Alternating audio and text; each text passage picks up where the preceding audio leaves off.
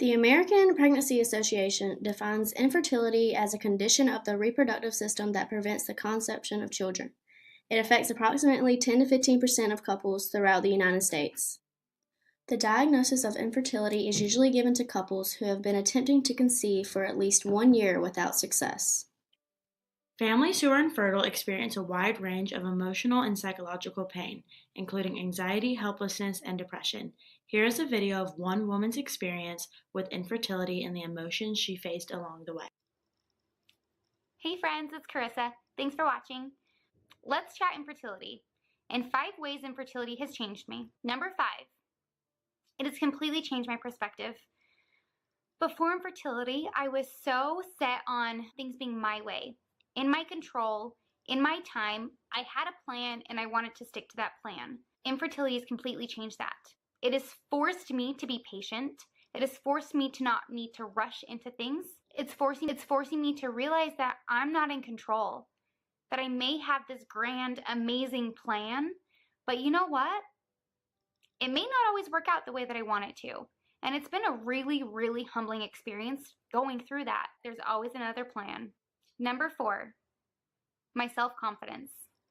Infertility has completely lowered my self-confidence. I have felt like I have lost some sort of self-worth. I'm a woman who is 30 years old, and I'm surrounded by all of these other women that have multiple children, and I can't have one. I have felt like there's something wrong with me, and I don't know why. Like, I've been going through infertility for almost 3 years. I didn't feel like I was good enough. Maybe there's a reason that I couldn't have a child. Maybe I don't deserve it. Maybe this other person that's able to have all these children, they're much more deserving and they're much more righteous, or they're much more this or that, or they're a better mom. I'm just not going to be a mom, or I'm just not meant to be a mom. And I've just had so many like negative thoughts about myself. And it really put me into kind of a depression for a little while. Infertility has completely lowered my self-confidence.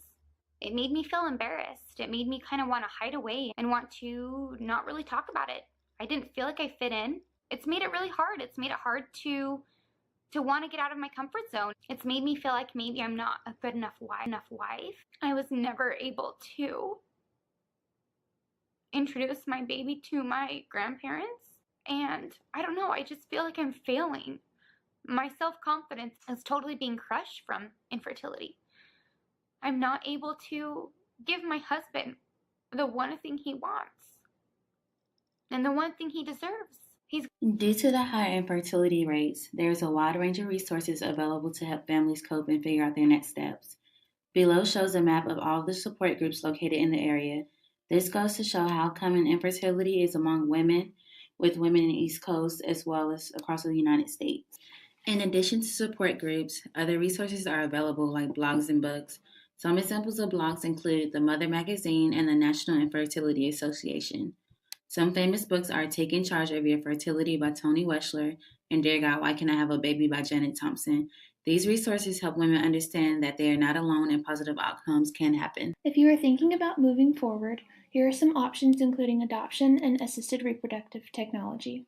There are 3 possible options for assisted conception. The first option is artificial insemination, which is a procedure that directly inserts the sperm into a woman's reproductive tract.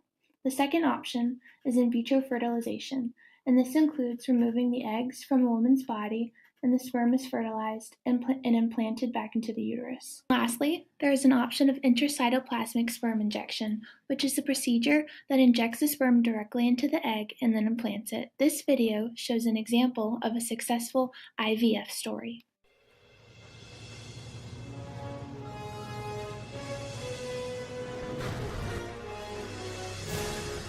It's that time.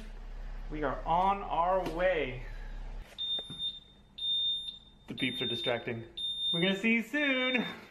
You ready, Mommy? Yeah.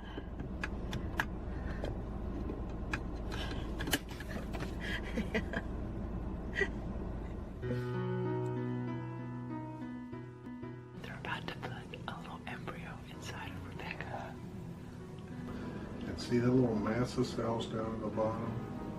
That's what makes the baby. It says it's those things right there. So cute. So We got your first baby book picture. You